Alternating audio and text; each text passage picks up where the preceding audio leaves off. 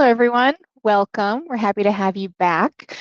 Just some light housekeeping per usual before we get rolling. Yes, the session will be recorded. If you have any questions, please pop them in the Q&A. We'll keep an eye on the chat as well, so we'll make sure that we don't miss anything. But that Q&A function is really helpful for us to kind of manage and control those to make sure that we can get them answered at the end of the session. Replay. This session is recorded, like I said. I will be sending out my typical follow-up email with the recording link and any resources that come up through the session. Perfect. Awesome. So why we're here today? We're here to talk about the expansion playbook. I want to give you a number to hold on to for a little bit. Upselling an existing client costs about 4 times less than winning a new logo, and it pays you back in under a quarter versus the typical 12 months for new business. You've already paid to acquire these accounts, so today is about how to stop paying for that growth more than once. I'm joined by Keegan Pidwerbeski, Senior Sales Manager here at Vendasta, who's going to walk us through account tiering, phase 2 conversation, and everything that makes up that expansion playbook. Keegan, over to you. Thanks so much, Rashida. Hello from Saskatoon, Saskatchewan. I hope that you are all doing well. Give me a thumbs up in the chat if you're here. Seeing a number of faces that I recognize on the people in the meeting right now. So welcome. Okay, so before we jump into it, I'm going to tell you just a little bit about myself. I am a senior sales manager here at Vendasta. If you don't know me, I work directly with a team of account managers and customer success managers. Roughly, we've got a book of business about $2.2 million in MRR across 600 plus partnerships. I've been working in digital marketing for about 10 years. And yeah, about 6.5 at Vendasta. It's been a great run. And very fun fact, I got married this month. So that was August 1st. Love of my life. Shout out to Caitlin. Okay, here's what we have for the agenda today. So today we're going to be covering acquisition, why it is your most expensive dollar. We're going to be moving over to account tiering as a concept, just to kind of introduce it to you. And then we're going to talk about how to actually apply it to your existing book of business. With that, we're going to give you a playbook on what to do based on that tiering for every one of your customers. And then finally, we'll kind of recap back to my last session a little bit on the phase 2 upsell, which I think is an important concept. And it's been a few months since I've been on here, so I figured we'd go over it once more.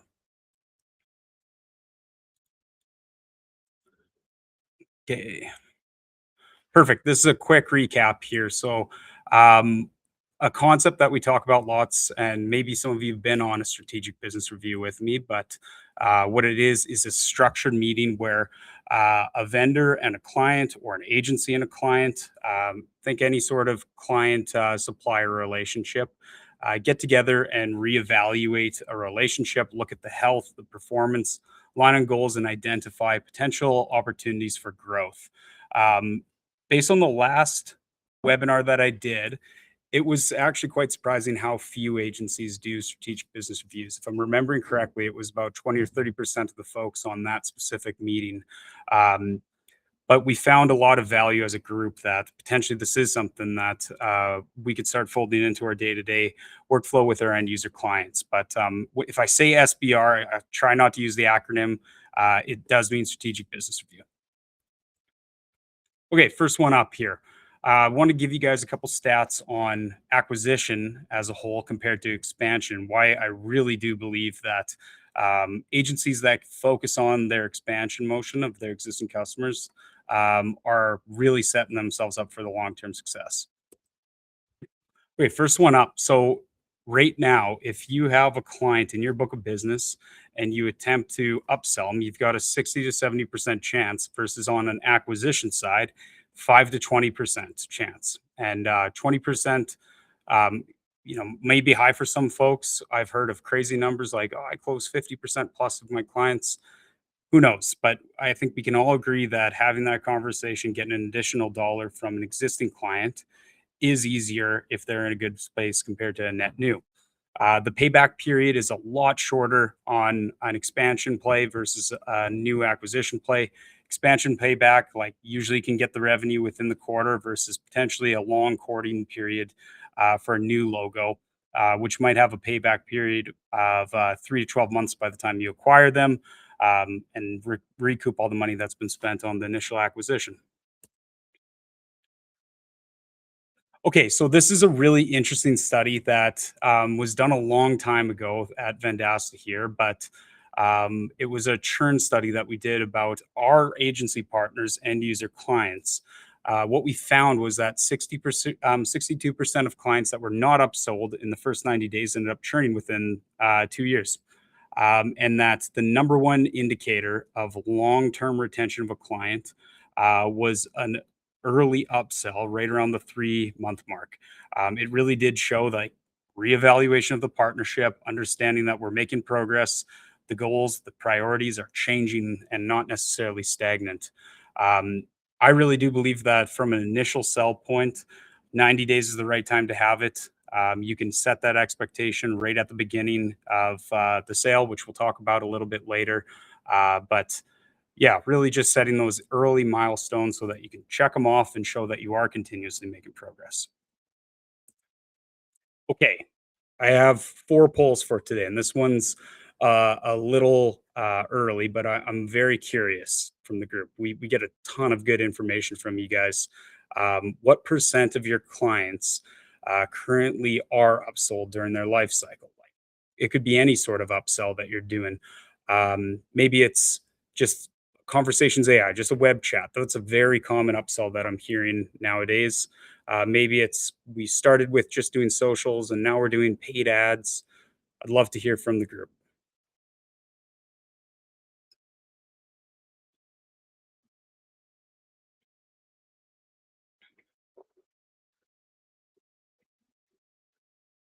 All right, right around 15 to 30% so far. That's it's a good looking graph. I set my percentages at a decent point, it looks like. Cool. Okay, so it looks like the lion's share is going to be less than 30% of current customers within this group are getting upsold. Closer to like 80% are not getting upsold, or 70%.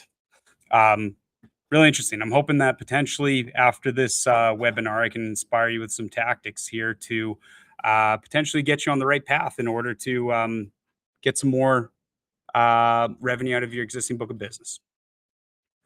Okay, I'm going to start off by talking about a concept here that maybe not new to some of you, but I think it's really important that we analyze it. So, account tiering is something that is really popular in SaaS as a whole, software as a service, but I don't hear a lot of agencies talking about it, and I think it can be applied really well within the same context of digital marketing as a whole. I want to talk about tiering accounts and why you'd want to do it. Really, what tiering is it's a simple system that helps you divide your group into different priorities based on the attributes that they contain. And so, potentially there's accounts that you should be investing more of your time into versus accounts that you should be spending a little bit less of your time. And so, I just want to be really clear this is not a way to ignore your low paying accounts. Every account is getting served. It's just how you actually go to market with that group may change based on where they are in their own life cycle. So, like the why throughout this, your team's time or your time, if you're a solopreneur, or even if you are a bigger group and you're still on all of your clients, ongoing calls, very finite, as you know. I'm sure I don't need to tell you that, but we can only do so much with our day. And a lot of the times, what I find with agencies that are really just rolling, getting started within maybe call it the first 20 customers that they have, a lot of the time that they're spending is going to be with the loudest client. And that does not usually exist with the highest potential, where you could potentially extract a lot more revenue. And so, really, what this concept is that not every account has the same ceiling. And we're going to talk about where I believe the biggest potential could be within your client stack here. Okay, so this is a little bit of a recap here, but a lot of agencies that I talk to, most demanding client or the highest paying current client is where their time's going. You might be protecting accounts where you're not really wanting to lose the revenue, and that's very fair. but you might miss a lot of the potential accounts that have high ceilings. And I'd want to challenge you guys to ask yourself, what is the client's current business growth trajectory? Are they expanding? Are they contracting? How many employees do they have? Is their team size growing? Is it shrinking? Are they talking about adding new locations? Are they talking about increasing spend? Those are all signals that can be used to help you define what bucket this customer would fall into. Okay, this is the meat and potatoes here that I really wanted to show you guys, and it's how to prioritize for potential. I've broken it down into 4 different buckets. They're very simplified, but I find managing a sales team that simple is good. I don't know if anyone else manages a larger sales team, but if you add too many, could it valves and knobs, it ends up not getting used. So keeping it really simple and easy to define, I think, is a really good way to look at this. So um, this would go directly hand in hand with a business's life cycle. So startup business, think a brand new business that just formed their LLC within the last 6 months, maybe. Maybe it's a restaurant, maybe it's professional home services. One guy in a truck. It could be any shape and size. In general, they have low budget and are a little bit high risk, and we'll talk about that a bit more. But potentials can be massive with them. The next one would be the growth stage. Expanding locations, they're adding headcount, they're increasing ad spend, they're really growing month over month and rolling with full steam. The third category would be the mature stage. They're really stable. They might go up some months, they might go down some months, but they're not necessarily actively pushing and achieving growth. They might be happy and comfortable. Maybe they've been in the industry for a long time. They could be getting closer to retirement. Who knows? The last one would be declining. So a group that is actively shrinking, whether that's part of their plan or not, they are losing revenue. I am going to propose that this is where we should be focusing our efforts on. And I think a lot of agencies likely are spending their time not on this growth category. So I want to give you guys some tips and tricks as to why I think that and what are some potential services that we can work on upselling for these groups and how we can best serve them.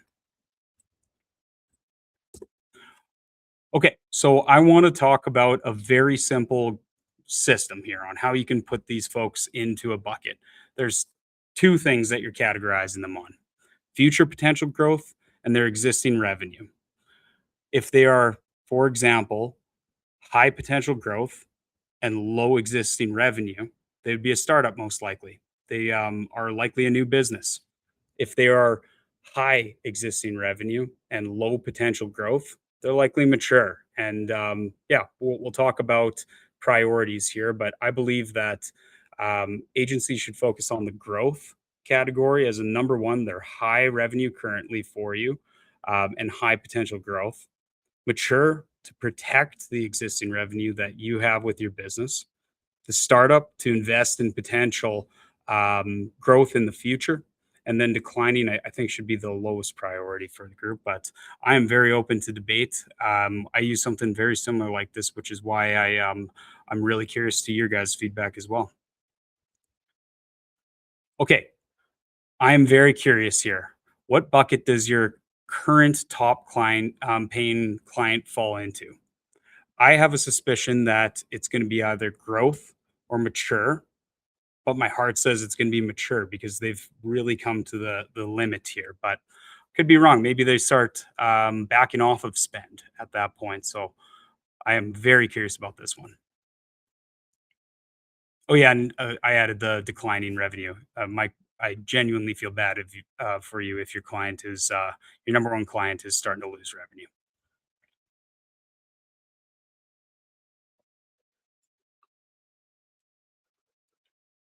I shouldn't have said anything. Maybe this is what do they call that in politics? Gerrymandering. Like I said, mature, and now people are voting for it. I hope that's not the case. Cool. Okay, so most people, about half, are going to have their biggest client within the mature stage of growth. Excuse me, of life cycle, followed by growth and startup. I I think I probably would have drawn it up like this, but maybe I influenced the poll. I'll take it regardless. Okay. I want to talk about a playbook for every one of these groups and how I think we should go to market with them because um, yeah, I think really thinking about it and putting your book on a piece of paper or a spreadsheet or however you vibe coded app um, can really help you refocus and prioritize. And yeah, think about the customers that you've got in your current book of business, and as we're going through this, and figure out where you think they would fall. I want to talk about the startup category first here, which I find is a lot of the times one of the most interesting groups because you really don't know which way they're going to go. I would say that we all can agree that starting with the foundations is going to be the most important thing for this group. So thinking like setting up their website, their AI chatbot, their conversations AI, setting up their GBP, their social accounts, maybe starting to sync their first listings and set them up with their first CRM. They might not even be ready for a CRM yet, but at least you can give them a free version so that they have a system of record. I would say within this group, if you do get them set up early on with their CRM, as I'm sure if you've ever come up against Service Titan or any other system of record, for one of your clients, it's really sticky and hard to get out of their hands. And so if you're able to get your some of the productivity tools in their hands early on, man, you are set. Um, this group is prime time set up for an upsell at the 3 month mark. Reason why? All those things that we talked about from like an initial sale perspective, it's likely plugging like the bare minimum gaps within their marketing stack at this point. And I would be setting up the expectation that, hey, once we have the website live, we've got the conversations AI going, maybe we've got SMS campaigns starting to go out, social campaigns are all live. What's happening next year? I think we need to start bringing some traffic to these channels, whether it's paid media, SEM, maybe it's cold outreach on email. Really, there should be a plan beyond just getting the foundation set up. And if you vocalize that during the initial sale, hey, you have low budget right now. We're going to get you all set up at a reasonable cost, but we're going to have to focus on a traffic strategy so that we can drive these potential leads into your funnel. The one thing that, man, I'm sure you guys all have one, I would watch out for. Startups have very high potential. And I'm going to give you an example of that really quickly. But I think we know that a lot of the time they can be your loudest, lowest paying customer. And if you identify that, hey, this is not the one that's going to, make it big and are really here to grow, I would say then we need to put them in a bucket of more on the declining category where time boxing them and still servicing them, but not necessarily picking up the phone at 11 at night on a Saturday. I've met a lot of agencies that are paying, maybe they're getting paid $300 for a client that's demanding like hours and hours of their time per week.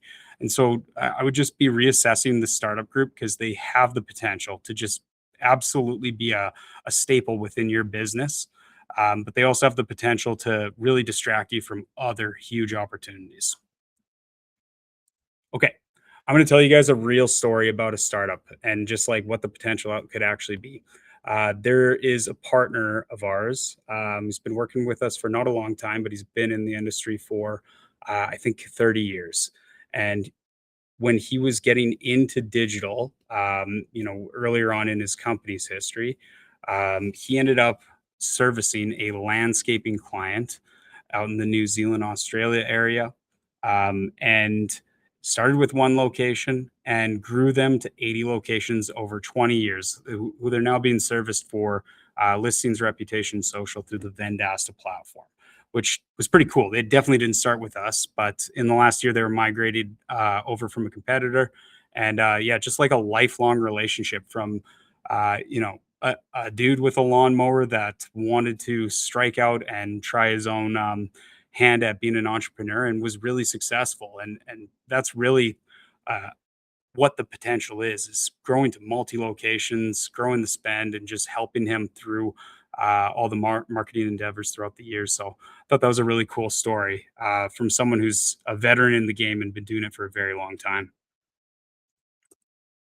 Okay, this one is really exciting as well. I would say that the growing category has the highest revenue upside of a group from like a realistic perspective. So startups, the ceiling is the highest because like, sky's the limit, but growing, it's a higher potential upside overall.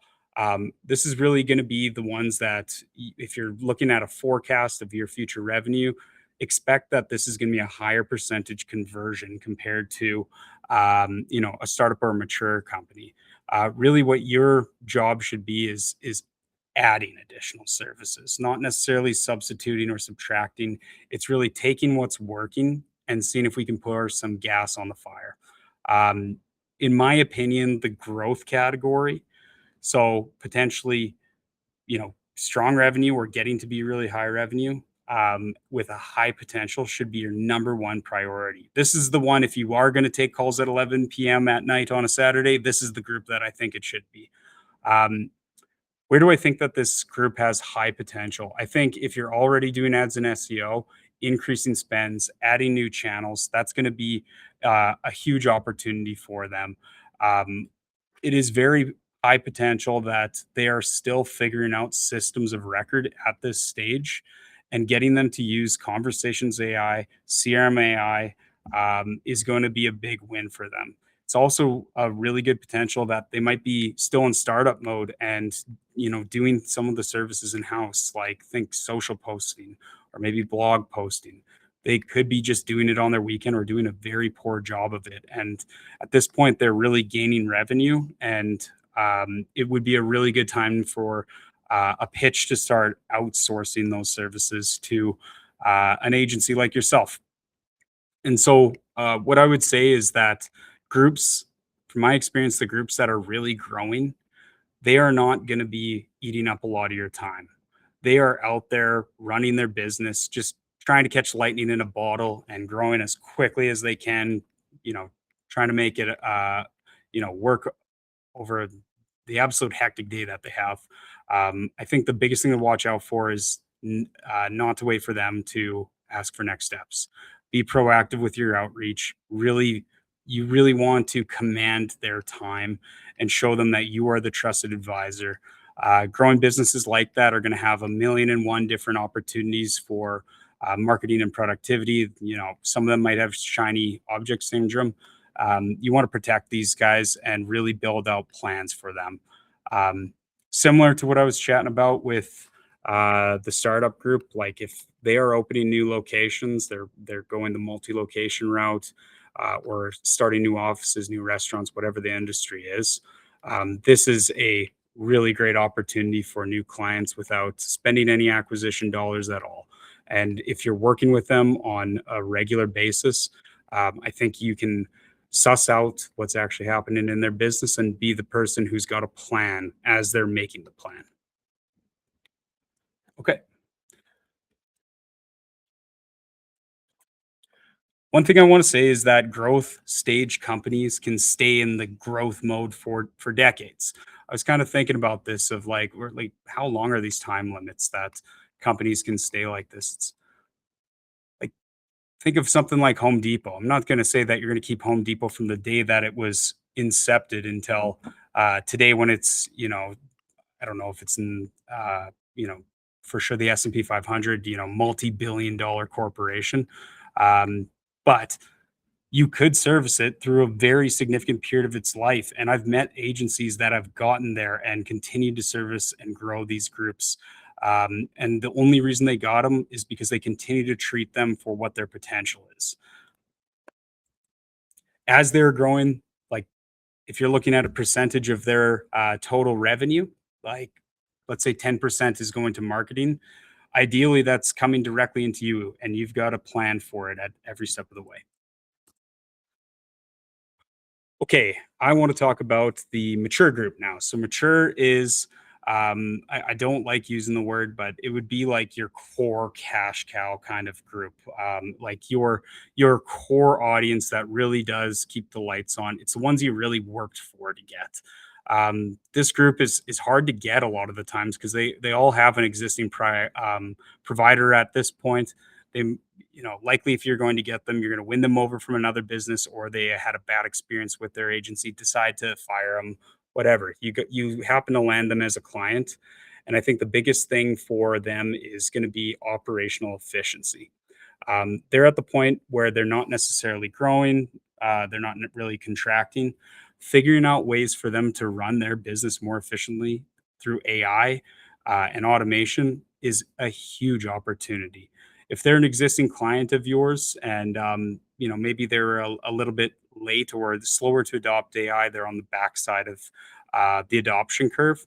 I think now is the time where we've kind of hit critical mass with automation and AI. And a lot of these agencies know, excuse me, a lot of these small businesses know that, hey, I'm missing out here. Like this is not going away. This is something that's going to be big and continue to persevere in my industry. I need to get on top of this.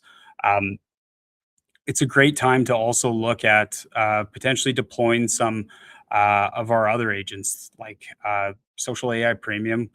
You've got the blogger AI and the social AI, and you can automate both blog posts and social posts for that client, or at least build out drafts before you actually send it out rather than building them at scratch. But yeah, like I think building the operational efficiencies, keeping them happy, and protecting your revenue that you have with them is the biggest key. Um, I find at times that potentially some folks can get complacent with their mature companies where it's like, hey, this is what we've been doing for the last year. This is what we'll do next year as well. I think if you show them on a semi regular cadence, whether it's biannually or annually, that, hey, I would like to adopt it or move this campaign around, try something new. I want to move spend over here. I want to try this strategy. It'll show them that you're evolving and not staying stagnant. I think the worst thing you can do for this group is just be quiet and not say anything with them, not engaging them, because eventually they're going to get an idea that, hey, Timmy down the street's got a good marketing idea that he pitched me. I want to give him a shot. I've been with Bobby, my current agency, for years. So yeah, it's really about protecting the revenue. If you recognize that the growth potential is not there, great. Let's figure out how to keep them happy, continue to help them find operational efficiencies, and yeah, iterate on the campaign you're already working on. Okay, mature stage. They are like your bread and butter. You want to protect the revenue, keep them happy. Last, we have the declining stage. This one, I would say, with a big old warning, chances are it's not going to end up pretty for you. If their business is starting to decline, you can expect that budgets are going to contract. I would say that for this group, starting to look at options if it is a contracting budget within more of a DIY focus, where you can set expectations like, hey, I have been managing your reviews, your social, maybe even your lead flow. At this point, I think if we hand you the keys, I can give you the tools and you can manage it yourself at a lower rate so that you, as the agency or account specialist, can get some time back and still maintain a decent margin. I just want to say, like, you are not a miracle worker. There are business models that are failing, and you may not be able to save them, right? And so, don't unnecessarily overinvest your time into that relationship. You know where it's going to be heading, and it's not going to be um, your fault if it does end up crashing and burning. But we'll do our best with what you have. You always want to be sure the clients are getting the value that they're looking for. But if the budget is contracting, chances are that the writing is on the wall. Okay, I am very curious about this one as well. I said that on the last two, but I think I got good poll questions where I'm getting a lot of details. What do you find yourself upselling existing clients with the most? After I had this, I almost want to wish I would have put it after each category because I think each category is a little different on what you would be upselling.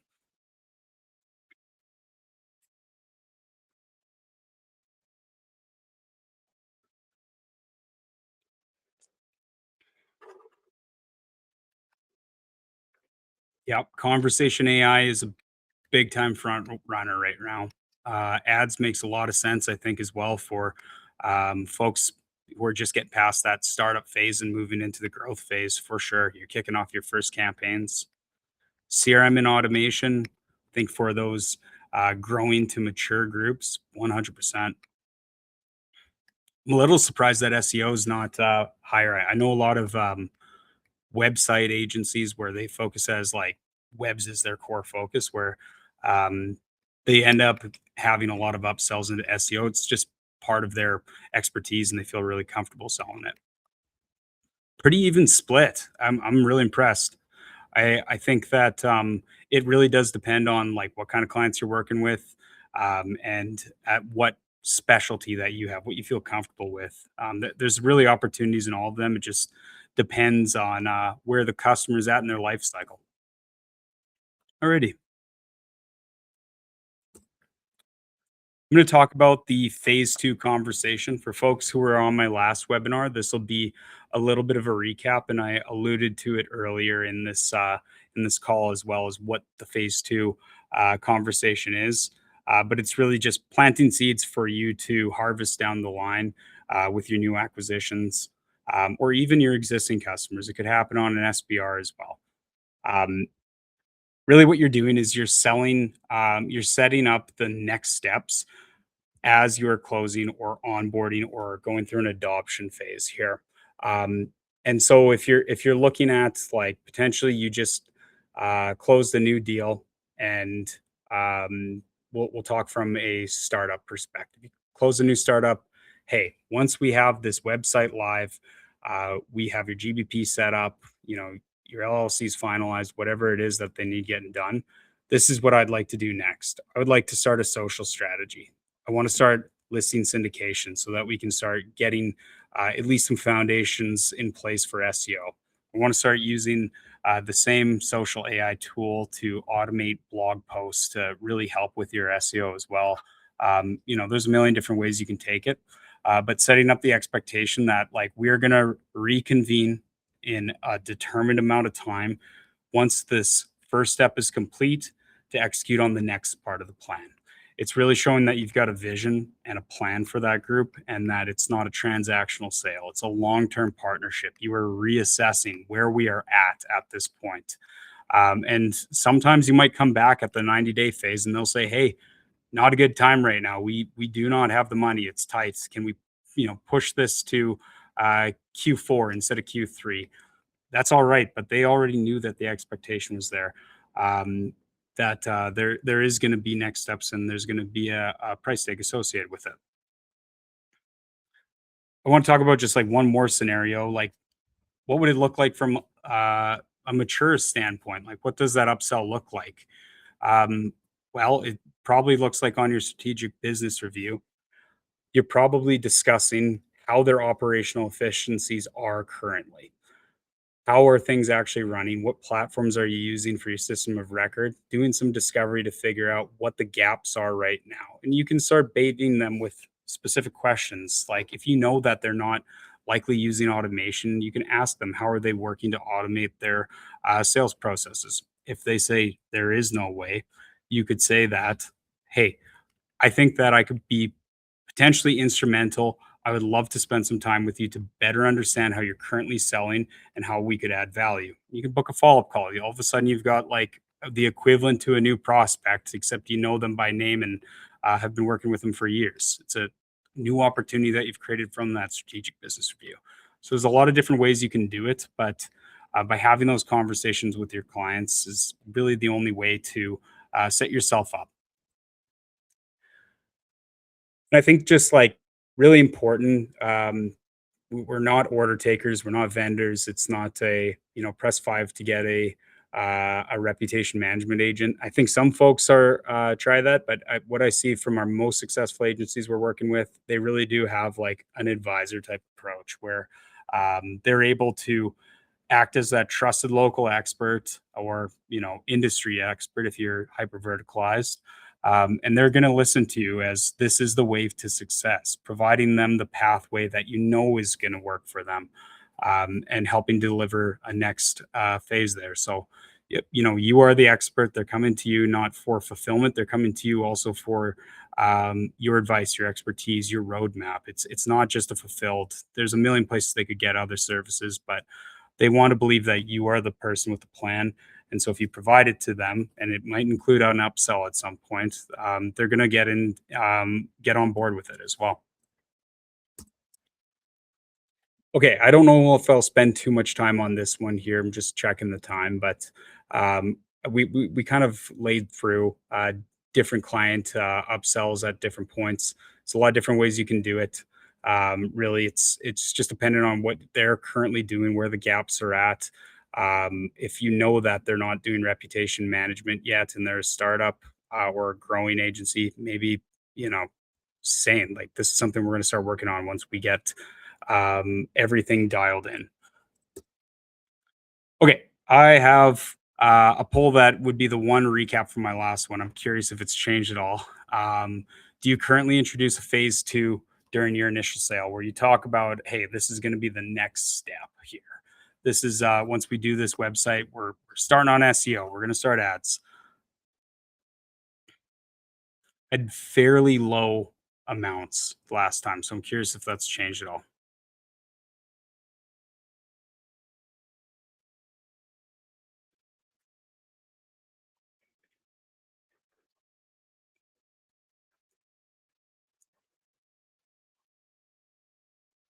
Cool. It is hard to review the chats when on this presentation, but I'm curious as to when you currently wouldn't introduce a phase two. When was the time that you don't introduce a phase two in that cell? Um, but yeah, like I'll review it after the call, and the rest of the team that is watching here will be able to check it out right now. Okay, I want to talk about a path for executing your 30-day plan if you do want to start tiering your book of business. I recommend you get really scrappy with it. I am old school, get the Excel or Google Sheets out, put your clients on there on the board, start with the revenue. You know what their revenue is that they're paying you already. You can rank it top to bottom. In the next column, you can look at potential. What is the realistic potential that they have there? That's how you're going to determine, are they a startup? Are they a grower? Are they mature or are they declining? Once you have boxed your book of business, then you can start making a game plan to it. How much time do you want to provide to your top accounts? Is it a monthly cadence? Is it a bi-weekly cadence? If you really do believe that they have the highest potential of growth and they're currently paying you a good chunk of change, I would say probably biweekly is a very real amount. If they'll give it to you, they're busy, so continuing to prove and create value for them is what you want to do. Um, but yeah, like if they are on the startups that are noisy and potentially eat up a lot of your time, or a declining business that you're just kind of helping them through where they're at right now, then it's also a good strategy to really reassess at the time of making that sheet. How much time am I spending with these groups that really have low uh, uh, potential of growing and currently don't pay me a lot of money? And it's not a harsh thing to say. It's a fair trade off. You are offering your time with these groups for money.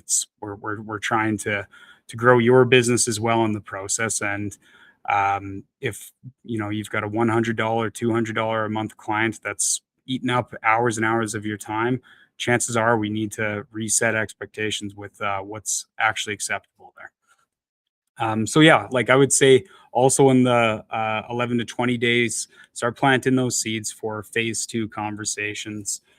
Think about where you're going to go tactfully before the strategic business review actually takes place. Your clients will want to have a strategic business review. If you've not had one with them, they'll be pleasantly surprised. You can show them the executive report, show them how things have progressed over time, and talk about where you would like to take this partnership next. It's not going to be a hard pitch with a dollar value and I'm going to sit there and be quiet until you say yes kind of thing. You're the advisor. You want to talk to them and work with them to build out a plan, and then hold everyone accountable to the plan if they are interested in really growing through new channels. And then, yeah, execution. So just want to call out like strategic business reviews, like every 90 days. That's just like a rule of thumb for like a generalized like blanket statement. Like if you have fast growers and you are meeting them on a regular cadence, they might be ready to roll on agreed upon steps and payment within the same week, right? Don't get in the way of a client that really does want to grow and move fast, is what I would say. There's a different fit for everyone. Last webinar, folks were saying, for how often they meet for strategic business views, anywhere between never to once every 6 months, 3 months to once a week, right? It really does depend on your clients, your team, and what your capacity is. So build a plan, start with the sheet. I think you'll learn a lot, even just from the exercise, from putting everyone down on current revenue and potential revenue. And then just really think about like, how much time have I spent with them in the last 3 months there relative to my other partners? Is this the right relationship to invest in, or potentially could I get more yield from somewhere else? Okay. I am done with the presentation right now and moving on to the question and answer portion here. I believe Rashida will pop some stuff up on here. No Q&A today? Yeah, we have a bit of a shyer audience today. Maybe you just covered everything and there's no questions, but I definitely have a question to kind of get us started. Okay, You sure. mentioned like for the growth cohort of clients or accounts, they're typically busy, they're running their business, they're there to do what they need to do to make it through the day and manage their team and support their families. What approach would be the best, or what tactics would you recommend applying to kind of get in front of them, right? Like things are running well, but you identified the opportunity for growth potential and you want to start upselling or talking about, next steps. They're busy. An email is probably just going to get missed or not responded to until later. What are some of the tactics yourself or your team recommend our audience using to kind of, bring themselves to the top of that inbox or become a priority for that time from the business owner that they might be a little bit more lean on? That is a really good question. I would say like treat it as if it is a new inbound lead, right? And how would you treat an inbound lead? Probably an actual a follow-up cadence, right? And so if you build a strategy to actually go out to them, maybe it's a string of emails, mix in calling or text. Maybe if they've gone completely silent, alternative channels, their socials. But really do build out a cadence to get their attention if they are a grower and you just can't get a hold of them. Like there's nothing wrong with using a couple different mediums like email, call, text, socials in a cadence to try and get them engaged, especially if it's been a long time. It's not like they're ghosting you intentionally. They're probably just really damn busy and you've got to catch them at the right time. And so, like, don't send one text and say they didn't answer. That's it. Oh, well. I think if you know that they're really growing, it's, they're busy and it's nothing personal. It's just they're running a damn business that's on fire in the best kind of way. They've got the lightning in the bottle and they're running with it. So it's just not a priority for them. What you need to do is create messaging that resonates with them and aligns with their goals so that it does become a priority. Sweet. Thank you so much for that. We have a couple questions here. First one is from Kent. How would you identify your top clients to run an SBR with? You did mention dollars and revenue, real revenue and potential revenue, but are there any other insights or metrics that agency owners should be keeping track of as signals for this? Yeah, for sure. So like outside of the potential revenue and current revenue side, which is a very simple model, I would say like also the level of engagement. Potentially you'd want to run a strategic business review with a client that you haven't spoken to for maybe a year, right? If they're quiet, it's not like they just stop talking and thinking about marketing. They might be talking to other groups. And so from more of a retention type of angle, I think it's important to focus on those folks that maybe they're in the mature group and they could be, steady, stay kind of like in their revenue growth and trajectory. But I think that if you focus on those folks that it's been a long time, since you talk with them, you could be pleasantly surprised with new opportunities that you can find with them, or at least you can better understand things that they might not be happy with, so that you can keep them as a customer for the long run. Awesome. Thank you so much for that. We've got one more here from Michael. Thank you, Michael, for the question. Michael's also in Saskatoon, though, not for long. I think he's moving somewhere warmer in the next little while. Nice. I know it can vary, but how long should an SBR generally take? Is this a half an hour, 1 hour conversation? Are Yeah, there use cases or arguments for both, depending on the type of customer or what you're trying to accomplish? I actually think you're right in the middle between the two is perfect. 45 minutes is right perfect. You got time from like a structure perspective, for 5 minutes at the beginning for chit chat, catching up, how's the kids, and then you can start really going through for the call it the 20 minutes on how we've been doing in the past, what the performance is, what's changed since we last met. And then the latter half of the conversation is forward looking. So 20 minutes of talking about growth, the next phase of the marketing growth and where you're going to. 45 minutes is perfect for me. There are times that it's not enough time is what I'd say. If you really do find a good potential opportunity or a large problem that gets uncovered, I would recommend you book off yourself at least an extra 15 minutes if you do book a 45-minute strategic business review. Just in case you got to go overtime and they have the time to keep chatting, because you don't want to necessarily cut it short if you're really making progress. Great question. I appreciate it, Michael. Sweet. Just to add to that, and I think you touched on this a little bit in your SBR session a couple months ago, but in those meetings, is this just kind of like a face-to-face conversation? Should there be some level of data to be presented? Like how should an agency owner equip themselves to then have the most successful and productive SBR with their customer? Yep. Great question. Really good follow-up. I would say the executive report is going to be like the first thing that you want to really understand. I like setting the executive report when I'm going for an actual live conversation with an end user client to quarterly. I think if you look at the weekly, it's great for like just checking in, but if you set the time range to a quarterly frame, you can get a much better picture. You can also have a second screen up where you have it on an annual frame. But in general, whether it's an in-person meeting or an online meeting, have your screens ready to go, know what you're going to present. If you want to present both the quarterly and annual view, get everything dialed in and know the information there. And I would say next, which is just as important, would be actually having your plan for the phase 2 with them. And it might not be the right plan once you're actually chatting with them, but you have a good idea of what that client is working on, where their gaps are, but know what your pitch is going to be for a next phase of growth. And so come in with a plan. Everyone has a plan until you get punched in the mouth. I think that's Mike Tyson, but a lot of the times it is something to fall back on for the entire meeting so that it does go successful. Yeah. And like, not every time you're going to walk into a quarterly business review are things going well. You might have a decline in traffic, right? There might be a decline in conversions. And so on that strategic business review, you might be playing a little defense, and likely it's going to be a pivot that you need to be introducing in the phase 2. It's not asking for additional spend or a new thing. It might be talking about a strategy that you want to pivot and take it elsewhere.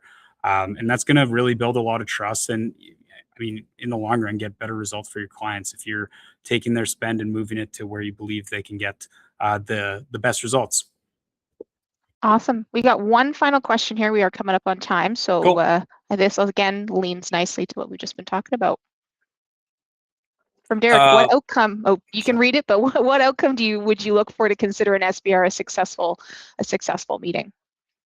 I would say, like, did you come away with an opportunity from that meeting?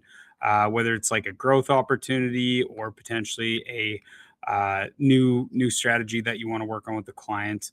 That would be like the goal for it. Is there a next phase for that client that you can potentially go into a new avenue if you wanted to? That's going to be the best metric. If you're a a sales manager and you're looking at the number of strategic business reviews that your account managers are doing, how many new angles or opportunities do you have that are getting generated? That would be like the leading indicator. Are these conversations effective? Are we finding new value for the clients? And sometimes it's just checking in. Like I said, you might uncover something that they're unhappy with, but man, I'll tell you what, I'd rather know and manage those challenges in the relationship rather than not know and just find out that they're not going to be renewing, right? And so having the conversations early on is for better or for worse, you're going to have the opportunity to generate new revenue or protect existing revenue. Lovely. Thank you Right so on. much. That wraps up the Q&A. Thanks, everyone. Hey, thanks so much, guys. I really appreciate it. We've got next up for the following week. Oh, sorry, I got one slide before then. But yeah, if you want to talk about like just a strategy for your clients, chat with your AM, chat with your CSM, feel free to reach out directly to me. Yeah, it's a topic I'm passionate about. I want to talk about next up on Tuesday next week. There, we've got our AI Jumpstart series. It's easy AI onboarding. We're going to be onboarding clients through the AI workforce, which is, I think, at the top of everyone's mind, how we can do it more effectively. Really excited for it. And I just wanted to say thank you to everyone for spending the time with me. I had a lot of fun and hope you have a fantastic weekend, guys. We kind of got the last weekend of summer. Enjoy. Thanks, Keegan. Thanks, everyone. We'll see you in the next one. Take care.